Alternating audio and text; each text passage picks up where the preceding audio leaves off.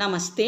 Part 7 சந்திக்து Vardhaman கால், அதாவது doubtful present tense, சந்தேகத்தை காட்டும் நிகழ்காலம். இப்போ யஹ் வந்தால் எப்படி நம்ம பேசணும் அப்படின்னு சொல்லித்தரேன். யஹ் ஆத்தா ஹோகா. யஹ்னா இவன், இவள், இது, இந்த அர்த்தம் வரணும். இவன் வந்திருக்கலாம். யஹ் உச்சல்தா ஹோகா. இவன் துள்ளி இருக்கலாம். யஹ் உட்டுதா ஹோகா. இவன் எழுந்திருக்கலாம்.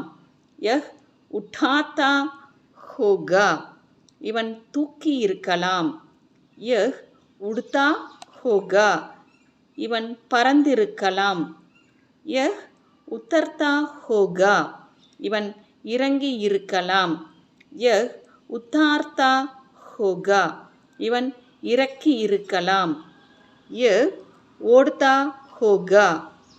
இவன் போர்த்தி இருக்கலாம். யஹ் கமாத்தா ஹோகா. இவன் சம்பாதித்திருக்கலாம். யஹ் கர்த்தா ஹோகா. இவன் செய்திருக்கலாம். யஹ் கஹ்தா ஹோகா. இவன் சொல்லி இருக்கலாம். யஹ் காட்டுதா ஹோகா. இவன் வெட்டி இருக்கலாம். யஹ் காம்புதா ஹோகா. இவன் நடுங்கி இருக்கலாம். யஹ் கூதுதா ஹோகா. இவன் குதித்திருக்கலாம்.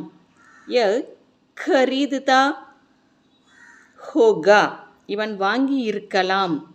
யஹ் காத்தா ஹோகா. இவன் சாப்பிட்டிருக்கலாம். யஹ் கிஜாத்தா ஹோகா. இவன் பரிகசித்திருக்கலாம். யஹ் கீஞ்ச்தா ஹோகா. இவன் இழுத்திருக்கலாம். யஹ் கோத்தா ஹோகா. இவன் தொலைத்திருக்கலாம். யஹ் கோல்தா ஹோகா. இவன் திறந்திருக்கலாம். யஹ் காத்தா ஹோகா. இவன் பாடியிருக்கலாம். யஹ் கின்தா ஹோகா. இவன் எண்ணி இருக்கலாம். அதாவது கவுண்ட் பண்ணுறதுன்னு அர்த்தம். யஹ் கிர்தா ஹோகா. இவன் விழுந்திருக்கலாம். யஹ் கப்ராத்தா ஹோகா.